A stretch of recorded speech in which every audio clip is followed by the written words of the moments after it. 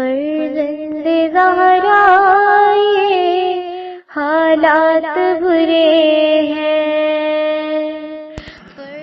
کاشانہ بصیرت ایک ایسا مکمل یوٹیوب چینل جس پر محروم بصارت کے لیے بالخصوص اور تمام افراد کے لیے بالعموم سینکڑوں کی تعداد میں اسلامی کتب دستیاب ہیں۔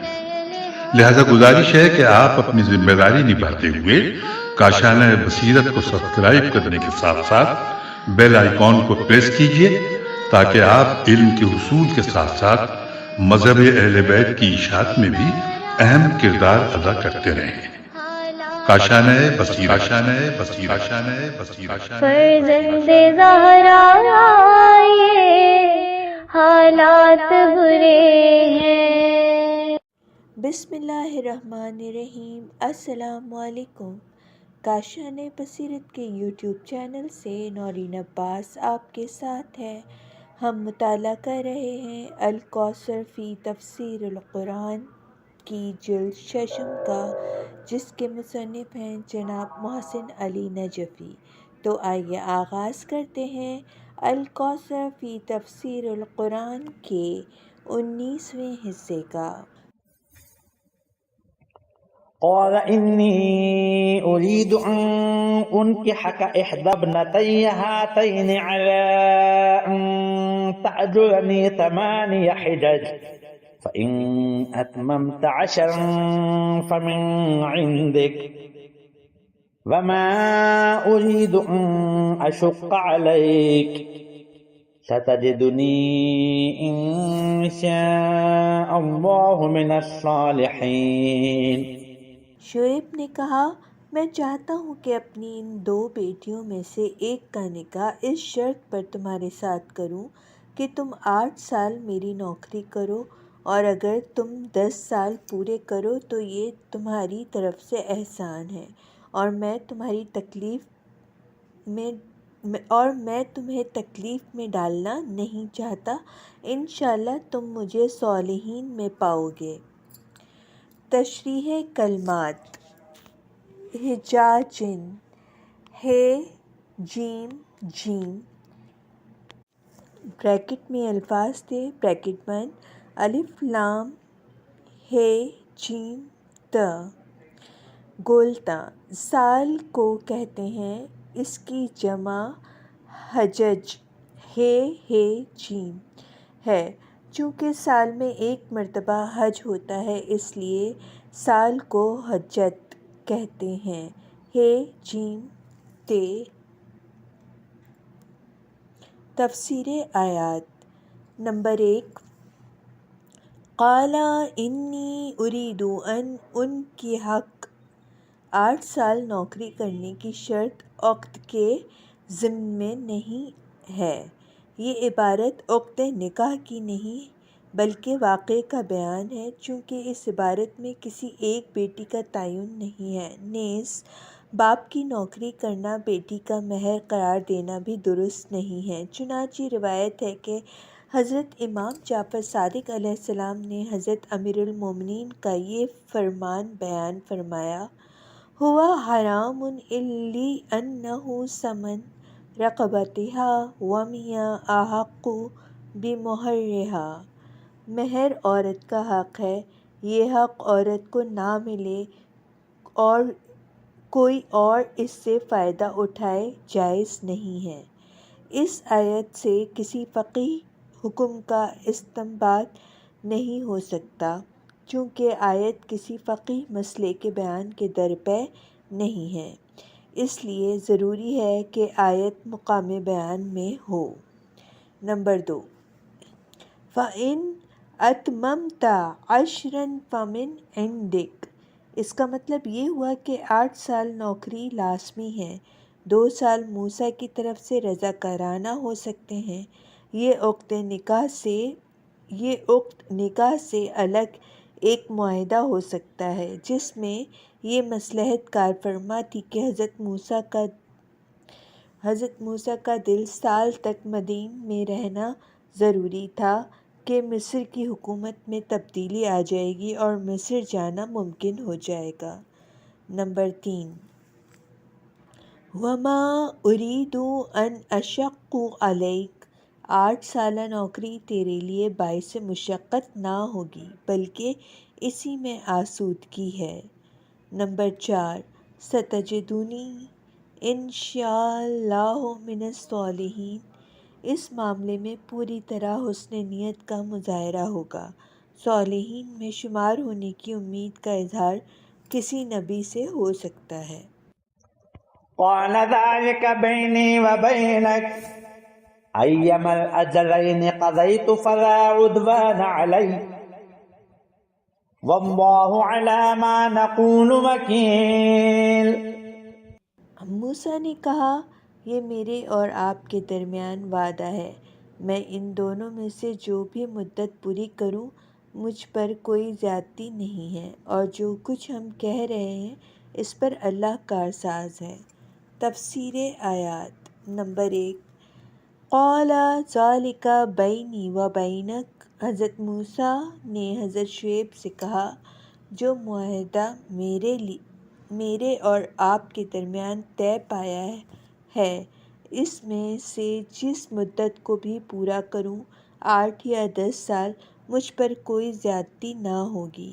یہ کہنا حضرت شعیب نے قول ما اريد ان اشق علیک، میں تجھے تکلیف میں ڈالنا نہیں چاہتا کا جواب معلوم ہوتا ہے کہ 8 یا 10 سال آپ کی نوکری کرنا مجھ پر زیادتی نہیں ہے کہ باعث سے تکلیف و مشقت ہو جائے۔ اس عقد کے بعد حضرت موسیٰ کی آزمائشی زندگی کا ایک مرحلہ شروع ہو جاتا ہے، اور اس مدت کے پوری ہونے پر یہ مرحلہ ختم ہو جاتا ہے۔ فلما قضى موسى الأجل وسار بأهله آنس من جانب الطور نارا قال لأهلهم كثوا إني آنست نارا لعلي آتيكم منها بخبر أو جذوة من النار لعلی آتیکم منها بخبر او جذوة من النار لعلکم تصطلون۔ پھر جب موسیٰ نے مدت پوری کر دی اور وہ اپنے اہل کو لے کر چل دیے تو کوہ طور کی طرف سے ایک آگ دکھائی دی۔ وہ اپنے اہل سے کہنے لگے، ٹھہرو، میں نے ایک آگ دیکھی ہے، شاید وہاں سے کوئی خبر لاؤں یا آگ کا انگارہ لے آؤں تاکہ تم تاپ سکو۔ تفسیر آیات نمبر 1، فلما قضى موسیٰ الأجل، روایت کے مطابق حضرت موسیٰ نے 10 سال پورے کیے اور قصر فرعونی کی تعیش کی زندگی کے بعد پردیس میں غربت کی زندگی کا مزہ چکھنے کا موقع ملا۔ ایک اولو العزم نبی بننے کے لیے مدین میں انسانی معاشرے کے نچلے درجے کے لوگوں کے ساتھ زندگی گزار کر معاشرے کے درد و الم اور محرومیوں کا قریب سے مشاہدہ کرنا بھی ضروری تھا۔ نمبر 2، وَسَارَ بِأَهْلِهِ، اور وہ اپنے اہل کو لے کر چل دیے۔ اس سفر سے حضرت موسیٰ کی زندگی کا اہم ترین مرحلہ شروع ہوتا ہے۔ اسی سفر میں وہ مبعوث سے برسالت ہوتے ہیں اور جس فرعونیت سے بچنے کے لیے ہجرت کرنا پڑی تھی اسی کا مقابلہ کرنے کا حکم ملتا ہے۔ نمبر 3، انسا من جانب الطور نارا، طور کی جانب سے ایک آگ دکھائی دی۔ وقت رات کا تھا اور سردی کا زمانہ تھا۔ نمبر 4، قال لِأَهْلِهِمْ كَثُوا، اپنے اہل و عیال سے فرمایا ٹھہرو۔ نمبر 5، انی انست نارا، میں نے ایک آگ دیکھی ہے۔ یہ آگ صرف حضرت موسیٰ دیکھ رہے تھے اس لیے فرمایا میں نے دیکھی ہے، ورنہ تعبیر یوں ہوتی دیکھو وہاں ایک آتش نظر آ رہی ہے۔ ہم نے یہ بات متعدد مقامات پر وضاحت کے ساتھ بیان کی ہے کہ انبیاء وحی کو دیگر عام انسانوں میں موجود حواس کے ذریعے ادراک نہیں کرتے بلکہ وحی کو اپنے پورے وجود کے ساتھ ادراک کرتے ہیں۔ موسیٰ نے یہ روشنی صرف آنکھوں سے نہیں دیکھی، آنکھیں دوسروں کی بھی ہیں، وہ بھی دیکھ لیتے۔ اسی خصوصی ادراک کو لفظ انست انس کے ساتھ بیان فرمایا۔ چنانچہ زمخشری کے مطابق الابصار بین الذی لا شبہۃ فیہ، انس اس دکھائی دینے کو کہتے ہیں جس میں شبہ کی گنجائش نہیں ہوتی۔ نمبر 2، لعلی آتیکم منہا بخبر، اس آتش سے کوئی خبر مل جائے، یعنی اس آتش کے جلانے والے سے ہماری مطلوبہ خبر مل جائے۔ سورہ طٰہٰ آیت نمبر 10۔ او اجد علی النار ھدیٰ سے اشارہ ملتا ہے کہ اس سے مراد راستے کی خبر ہے کہ ہم راستہ بھٹک تو نہیں گئے۔ نمبر 7، او جذوۃ من النار، جاڑے کا زمانہ تھا، سردی سے بچنے کے لیے اس آگ سے فائدہ اٹھایا جائے۔ اس آگ کے گرد اگر کوئی انسان ہے تو اس سے خبر مل جائے، نہیں تو آگ سے فائدہ اٹھایا جائے۔ فلما أتاها نودي من شاطئ الواد الأيمن في البقعة المباركة من الشجرة أن يا موسى إني أنا الله رب العالمين۔ پھر جب موسیٰ وہاں پہنچے تو وادی کے دائیں کنارے سے ایک مبارک مقام میں درخت سے ندا آئی، اے موسیٰ، میں ہی عالمین کا پروردگار ہوں۔ تشریح کلمات: شاطئ بریکٹ میں جو الفاظ موجود ہیں: شین توئے توئے بریکٹ بند، الشط الف لام شین توئے، کنارہ عام طور پر نہر اور دریا کے کناروں کے لیے بولا جاتا ہے۔ البقعہ بقاف عین زمین کے ٹکڑے کو کہتے ہیں۔ تفسیر آیات نمبر 1۔ فلما أتاها نودی من شاطئ الوادی الأیمن، جب حضرت موسیٰ وہاں پہنچ گئے تو وادی کے دائیں کنارے سے ندا آئی۔ یہ وادی کی دائیں جانب کا ذکر ہے، جیسا کہ دوسری جگہ فرمایا وَوَاعَدْنَاكُمْ جَانِبَ الطُّورِ الْأَیْمَنَ، اور تمہیں طور کی دائیں جانب وعدہ دیا۔ اسی طرح ہے وَنَادَیْنَاهُ مِن جَانِبِ الطُّورِ الْأَیْمَنِ، اور ہم نے انہیں طور کی داہنی جانب سے پکارا۔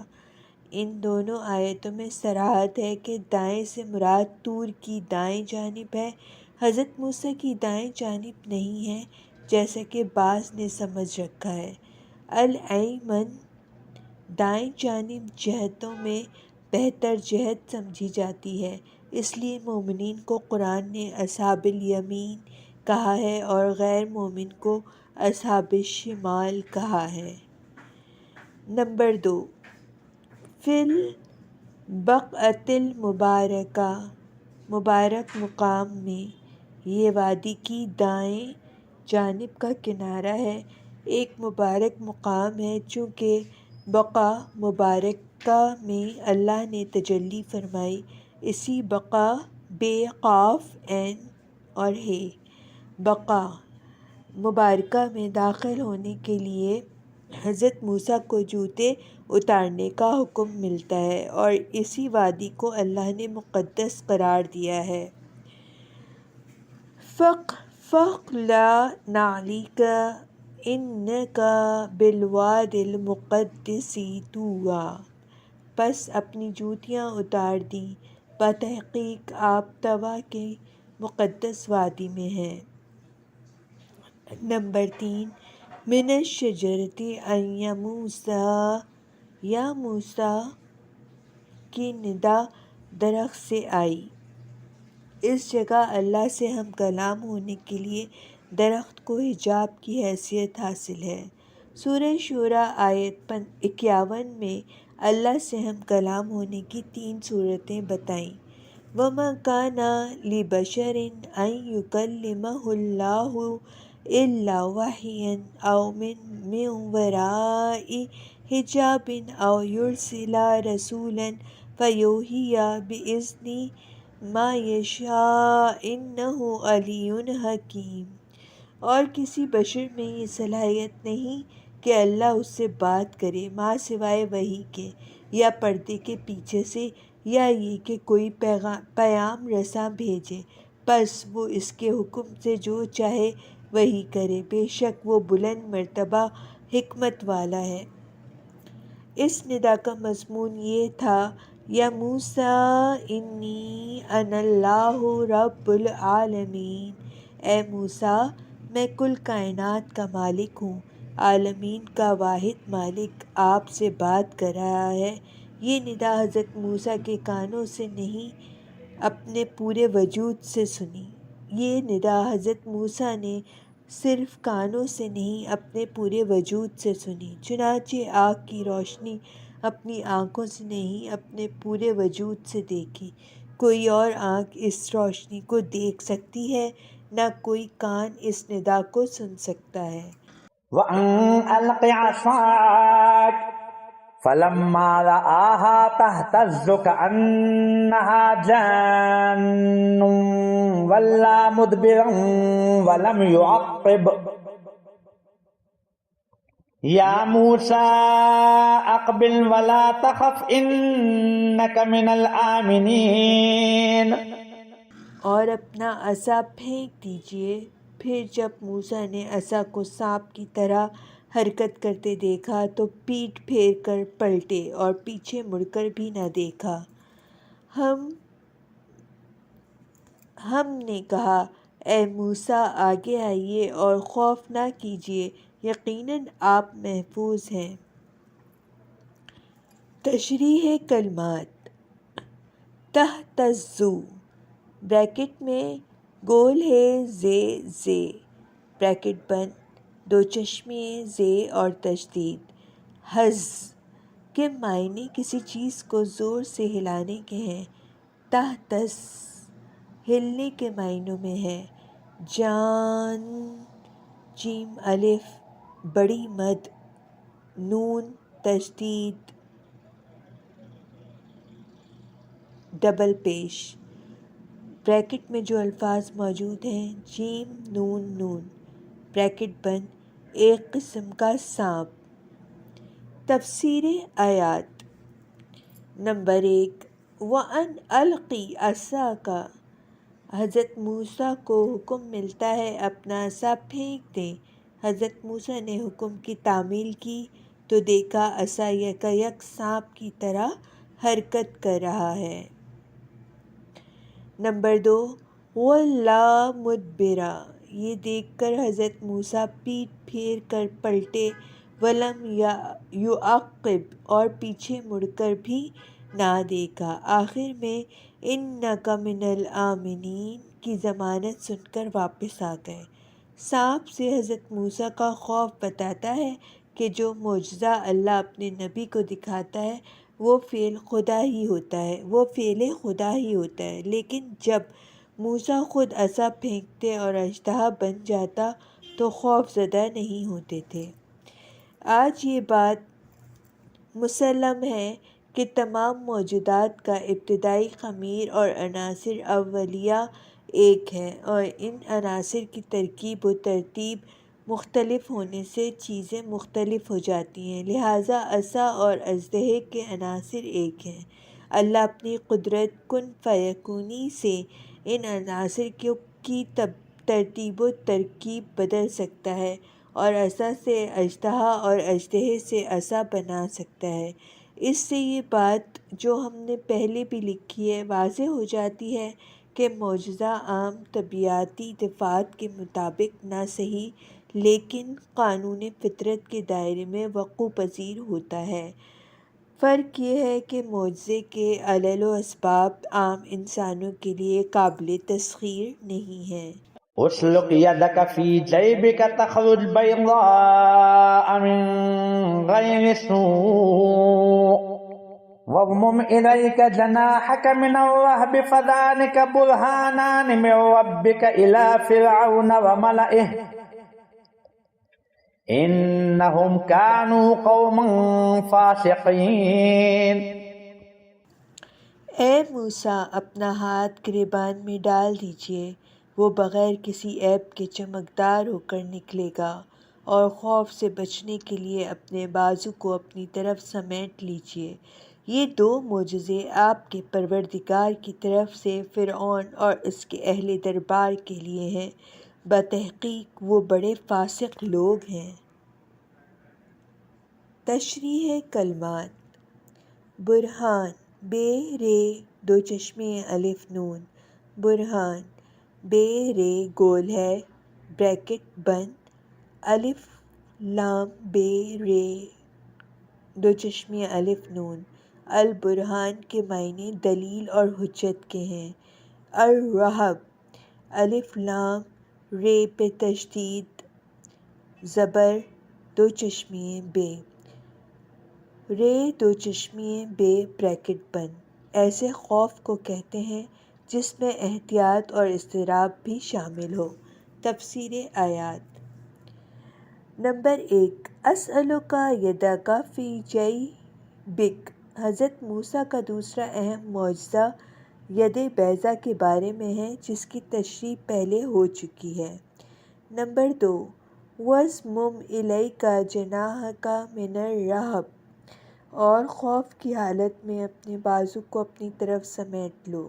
آیت کے اس جملے کی تشریح میں ہمارا موقف یہ ہے، آگے خطرناک حالات کا آپ کو مقابلہ کرنا ہے۔ ان حالات کے لیے آپ کمر بستہ ہو جائیں۔ جس طرح پرندے خوف کی حالت میں اپنے پر پھیلاتے ہیں اور امن و سکون کی حالت میں پروں کو سمیٹ لیتے ہیں، آپ بھی اپنے بازوؤں کو سمیٹ لیں، یعنی فرعون جیسے دشمن کے مقابلے میں امن و سکون کے ساتھ جرأت کا مظاہرہ کریں۔ البتہ یہ بات بھی ممکن ہے کہ اس عمل سے اللہ تعالیٰ دل سے خوف نکالے گا، یہ بھی ید بیضاء کی طرح ایک خاص عنایت ہو۔ نمبر 3، فَذَلِكَ بُرْهَانَانِ مِن رَبِّكَ، یہ دو برہان، دو قطعی واضح اور ٹھوس دلائل آپ کے ساتھ ہیں، عصا اور ید بیضاء، لہٰذا آپ کو کسی قسم کا خوف لاحق نہیں ہونا چاہیے۔ نمبر 4، اِلیٰ فِرْعَوْنَ وَمَلَئِهِ، دونوں معجزے فرعون اور اس کے درباریوں کے سامنے حجت پوری کرنے اور حق ثابت کرنے کے لیے ہیں، اگرچہ فسق و فجور میں غرق لوگ ہیں۔ ان پر ان معجزات کا اثر ہو یا نہ ہو، اللہ نے اپنی حجت پوری کرنا ہے اور فرعون کے طاغوت کے مقابلے میں اپنی طاقت کا مظاہرہ کرنا ہے۔ قال رب إني قتلت منهم نفسا فأخاف أن يقتلون۔ موسیٰ نے عرض کیا، پروردگارا، میں نے ان کا ایک آدمی قتل کیا ہے، لہٰذا میں ڈرتا ہوں کہ وہ مجھے قتل نہ کر دیں۔ تفسیر آیات: حضرت موسیٰ کا خوف موت کا نہیں ہے بلکہ تکمیل رسالت میں رکاوٹ کا ہے، چونکہ آگے جس رسالت کو فرعون کے سامنے پیش کرنا ہے اس میں بڑی دشواریاں ہیں۔ ان میں سر فہرست میرا اپنا ذاتی مسئلہ ہے جو قبطی کا قتل ہے۔ وأخي هارون هو أفصح مني لسانا فأرسله معي يرد أن يصدقني إني أخاف أن يكذبون۔ اور میرے بھائی ہارون کی زبان مجھ سے زیادہ فصیح ہے، لہٰذا اسے میرے ساتھ مددگار بنا کر بھیج کہ وہ میری تصدیق کرے، کیونکہ مجھے خوف ہے کہ لوگ میری تکذیب کریں گے۔ تشریح کلمات: ردع، رے دال حمزہ، بریکٹ میں جو الفاظ ہیں رے دال حمزہ بریکٹ بند، الف لام رے دال حمزہ، جو دوسرے کا مددگار بن کر اس کے تابع ہو۔ تفسیر آیات: نمبر 1، وَأَخِي ہارون هُوَ أَفْصَحُ مِنِّي لِسَانًا۔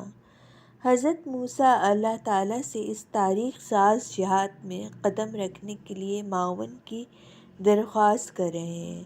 اس معاون میں 2 باتوں کا ذکر ہے۔ رداءً، وہ میرا مددگار ہوگا، یصدقنی، میری رسالت کی تصدیق کرے گا۔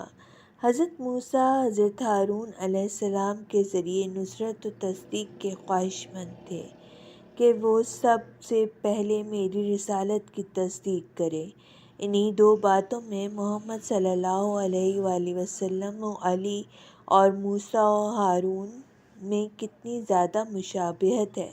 رسالت مآب صلی اللہ علیہ وآلہ وسلم کا فرمان بھی ہے، یا علی انت منی بمنزلتی ہارون من موسیٰ الا انہ لنبی بعدی۔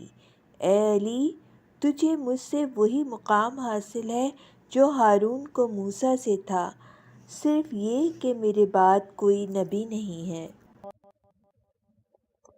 قال سنشد عضدك بأخيك ونجعل لكما سلطانا فلا يصلون إليكما بآياتنا أنتما ومن اتبعكما الغالبون۔ فرمایا، ہم آپ کے بھائی کے ذریعے آپ کے بازو مضبوط کریں گے اور ہم آپ دونوں کو غلبہ دیں گے، اور ہماری نشانیوں معجزات کی وجہ سے وہ آپ تک نہیں پہنچ پائیں گے۔ آپ دونوں اور آپ کے پیروکاروں کا ہی غلبہ ہوگا۔ تفسیر آیات نمبر 1، قال سنشد عضدک بأخیک۔ حضرت موسیٰ کی دعا قبول ہو جاتی ہے۔ ہارون کو اللہ تعالیٰ موسیٰ کے لیے قوت بازو قرار دیتا ہے اور مزید خوشخبری سناتا ہے۔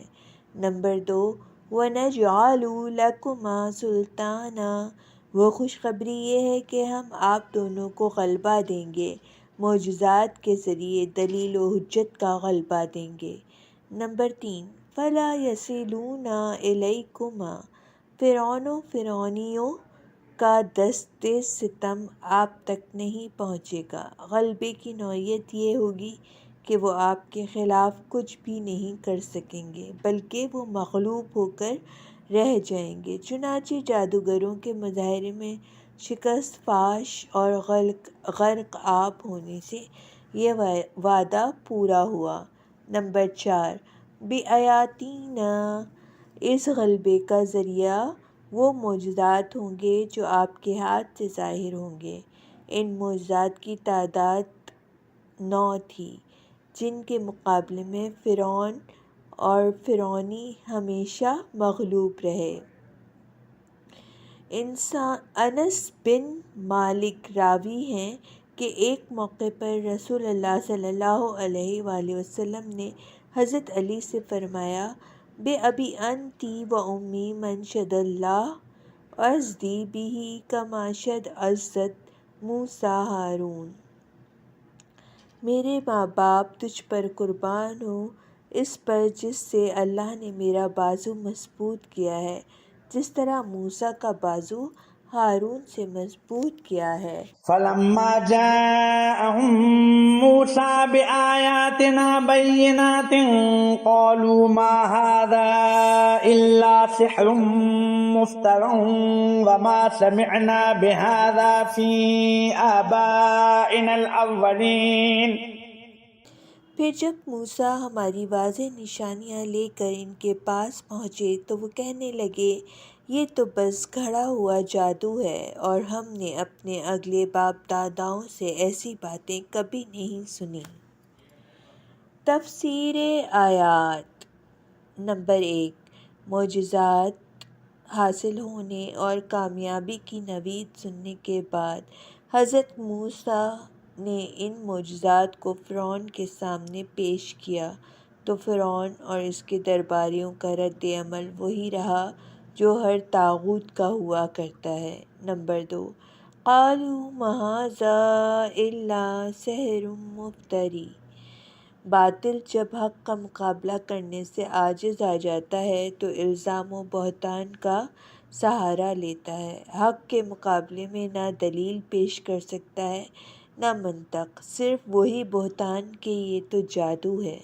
نمبر 3، وَمَا سَمِعْنَا بِهَٰذَا فِي آبَائِنَا الْأَوَّلِينَ۔ یہ نعرہ یا تو موجودہ نسل کو گمراہ رکھنے کے لیے لگایا گیا کہ موسیٰ کی دعوت کی انسانی تاریخ میں کوئی مثال نہیں ملتی، حالانکہ ان سے پہلے حضرات نوح، ہود اور صالح و دیگر انبیاء کی دعوت تاریخ انسان میں ثبت ہے، یا ہم نے ایسی باتیں نہیں سنی، اس لیے کہتے ہوں گے کہ ان کے آباء و اجداد نے بھی دعوت کو رد کیا تھا، لہٰذا ان میں توحید کی کوئی روایت موجود نہ تھی۔ وقال موسى ربي أعلم بمن جاء بالهدى من عنده ومن تكون له عاقبة الدار إنه لا يفلح الظالمون۔ اور موسیٰ نے کہا، میرا پروردگار اسے جانتا ہے جو اس کے پاس سے ہدایت لے کر آیا ہے، اور یہ بھی جانتا ہے کہ آخرت کا گھر کس کے لیے ہے، بے شک ظالم فلاح نہیں پاتے۔ تفسیر آیات۔ نمبر 1، جواب میں حضرت موسیٰ فرماتے ہیں، ربی عالم بمن جاء بالہدیٰ، میرے مالک جانتا ہے کہ کون اس کے پاس سے ہدایت لے کر آیا ہے، اور میرا مالک یہ بھی جانتا ہے کہ انجام کس کا کیا ہو گیا۔ اگر میں جھوٹا ہوں تو میرا انجام برا ہوگا، چونکہ اس صورت میں ظالم ہوں اور ظالم فلاح نہیں پاتے، اور اگر تم ظالم ہو تو تمہارا انجام برا ہوگا اور تمہیں کامیابی حاصل نہ ہوگی۔ وقال فرعون يا أيها الملأ ما علمت لكم من إله غيري فأوقد لي يا هامان على الطين فاجعل لي صرحا لعلي أطلع إلى إله موسى وإني لأظنه من الكاذبين۔ اور فرعون نے کہا، اے درباریوں، میں تمہارے لیے اپنے سوا کسی معبود کو نہیں جانتا، اے حامان میرے لیے گارے کو آگ لگا کر اینٹ بنا دے، پھر میرے لیے ایک اونچا محل بنا دے تاکہ میں موسیٰ کے خدا کو جھانک کر دیکھوں، اور میرا تو خیال ہے کہ موسیٰ جھوٹا ہے۔ تفسیر آیات۔ نمبر 1، وقال فرعون یا ایھا الملأ ما علمت لکم من الہ غیری، اپنے سوا کسی اور معبود کو میں نہیں جانتا۔ فرعون کا اپنے درباریوں سے یہ اظہار ہے کہ اگر میرے علاوہ کوئی اور معبود ہوتا تو میرے علم میں ہوتا، چونکہ فرعون ان کے نزدیک معبود کا مظہر اور ابن معبود ہوتا ہے، لہٰذا ان کی نظر میں یہ بات ممکن نہیں کہ کوئی معبود موجود ہو اور فرعون اس سے بے خبر ہو۔ نمبر 2، فَأَوْقِدْ لِي يَا هَامَانُ عَلَى الطِّينِ، یہ حضرت موسیٰ کے خلاف فرعون کا ایک طنز ہو سکتا ہے۔ دیکھوں موسیٰ کا خدا اوپر کس جگہ ہے، اور یہ بھی ہو سکتا ہے اس سے لوگوں کو دھوکہ دینا مقصود ہو کہ موسیٰ کا خدا اگر آسمان میں نظر نہیں آتا تو اس کا وجود ہی نہیں، جیسا کہ روسی خلا بازوں نے بھی یہی کہا تھا، ہمیں آسمان میں کہیں خدا نظر نہیں آیا۔ قرین واقعہ ایسا معلوم ہوتا ہے کہ فرعون نے کوئی ایسی عمارت نہیں بنوائی، یہ بات صرف دعوت موسیٰ کا مذاق اڑانے کے لیے کہی ہے۔ اس آیت سے معلوم ہوتا ہے کہ اس زمانے میں پختہ اینٹیں بنانے کا رواج تھا۔ قرآن پر بلا دلیل اعتراض اٹھانے والوں نے کہا ہے، اس زمانے میں پختہ اینٹ بنانے کا رواج نہ تھا، اس زمانے میں عمارتیں پتھر سے بناتے تھے، جیسا کہ اہرام کی عمارت اور لبنان بے البک کی ہیکل کبیر کی عمارت وغیرہ سب پتھروں سے بنائی گئی ہیں، لہٰذا حمان کو پختہ اینٹ بنانے کا حکم تاریخی اعتبار سے ایک اشتباہ ہے۔ جواب یہ ہے کہ پختہ اینٹ بنانے کی تاریخ انسانی تمدن کی تاریخ کے ساتھ قدیم ہے، چنانچہ خود مصر میں پختہ اینٹ کی تاریخ 5000 قبل مسیح پرانی ہے۔ دریائے نیل کی تہہ کی کھدائی سے پختہ بڑی اینٹیں نکل آئیں جو 5000 سال قبل مسیح کی ہیں، اور دریائے نیل کے ساحل پر کچھ ایسی قبروں کا انکشاف ہوا ہے جو پختہ اینٹوں سے بنی ہوئی ہیں اور 3000 سال قبل مسیح پرانی ہیں۔ چنانچہ بابل کی قدیم عمارتیں اور آشور و سومری تمدن کے آثار 2500 سال قبل مسیح پرانے ہیں۔ یہ سب پختہ اینٹوں سے بنی ہوئی ہیں اور طاق قصری ایرانی بادشاہ شاہپور کی تعمیر کردہ ہے جو 241 قبل مسیح پرانی ہے۔ خود توریت سفر تکوینی اصحاح نمبر 4 2.11 میں آیا ہے،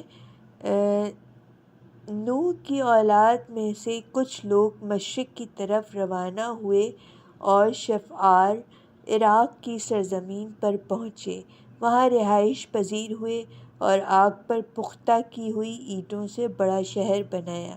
اس سلسلے میں مزید تحقیق کے لیے ملاحظہ ہو دائرۃ المعارف الاسلامیہ الکبریٰ 3837 1 قدیم تاریخ مصر الموسوعۃ المصریہ جلد اول۔ واستكبر هو وجنوده في الأرض بغير الحق وظنوا أنهم إلينا لا يرجعون۔ چنانچہ فرعون اور اس کے لشکر نے زمین میں ناحق تکبر کیا اور یہ خیال کیا کہ وہ ہماری طرف پلٹائے نہیں جائیں گے۔ تفسیر آیات نمبر 1۔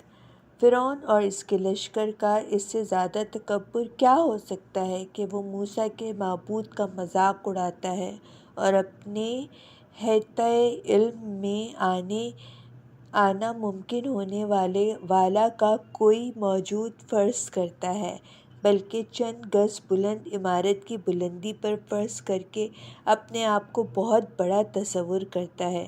نمبر 2، یہ گمان بھی اس قوم کی سرکشی کا سبب ہے کہ وہ اللہ کی گرفت میں آنے والے نہیں ہیں۔ فأخذناه وجنوده فنبذناهم في اليم فانظر كيف كان عاقبة الظالمين۔ تو ہم نے اسے اور اس کے لشکر کو گرفت میں لے لیا اور انہیں دریا میں پھینک دیا، پس دیکھ لو ظالموں کا انجام کیا ہوا۔ تفسیر آیات نمبر 1۔ چنانچہ چندہ دیر نہیں ہوئی، فرعون اور اس کے لشکر کو ہم نے دریا میں غرق کر دیا، اور ان کا یہ گمان کہ وہ ہماری طرف پلٹ کر نہیں آئیں گے خاک میں مل گیا۔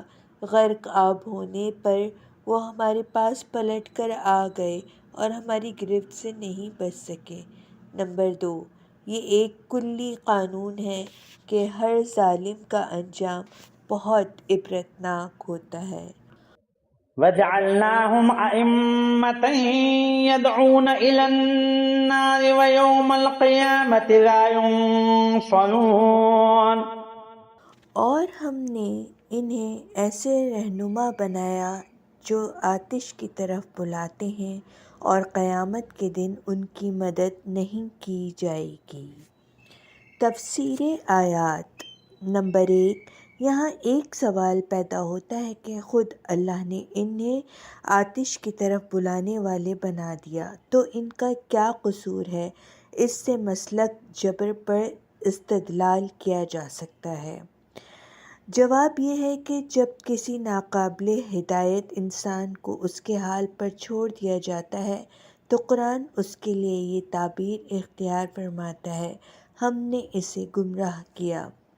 وَجَعَلْنَا قُلُوبَهُمْ قَاسِيَةً يُحَرِّفُونَ الْكَلِمَ عَن مَوَاضِعِهِ، اور ان کے دلوں کو سخت کر دیا، یہ لوگ کتاب اللہ کے کلمات کو اپنی جگہ سے الٹ پھیر کر دیتے ہیں۔ وَجَعَلْنَا عَلَىٰ قُلُوبِهِمْ أَكِنَّةً وَجَعَلْنَا فِي كُلِّ قَرْيَةٍ أَكَابِرَ مُجْرِمِيهَا لِيَمْكُرُوا فِيهَا، لیکن ہم نے ان کے دلوں پر پردے ڈال دیے ہیں اور ہم نے ہر بستی میں وہاں کے بڑے بڑے مجرموں کو پیدا کیا۔ یہاں بھی یہی صورت ہے کہ فرعون لوگوں کو گمراہ کر کے جہنم کی طرف لے جانے کے لیے رہنما بنا ہوا ہے۔ اللہ نے رسولوں اور معجزات کے ذریعے اسے راہ راست پر لانے کی کوشش کی، جب وہ نہیں مانا تو اللہ نے اسے اس کے حال پر چھوڑ دیا۔ اس کا حال یہ تھا کہ وہ لوگوں کو جہنم کی طرف لے جا رہا تھا اور اللہ نے اسے جہنم کی طرف رہنمائی کرنے کی حالت میں چھوڑ دیا۔ اس چھوڑنے کو جعلنا فرمایا ہے۔ نمبر 2، وَيَوْمَ الْقِيَامَةِ لَا يُنصَرُونَ، قیامت کے دن ان کی شفاعت کرنے والا کوئی نہ ہوگا اور ہماری گرفت سے نہیں بچ سکیں گے۔ اہم نکات۔ نمبر 1، سب سے بڑی سزا یہ ہے کہ خدائے مہربان کسی سے ہاتھ اٹھا لے۔ اور سامعین کرام، انشاءاللہ دوبارہ حاضر ہوں گی اگلے حصے کے ساتھ۔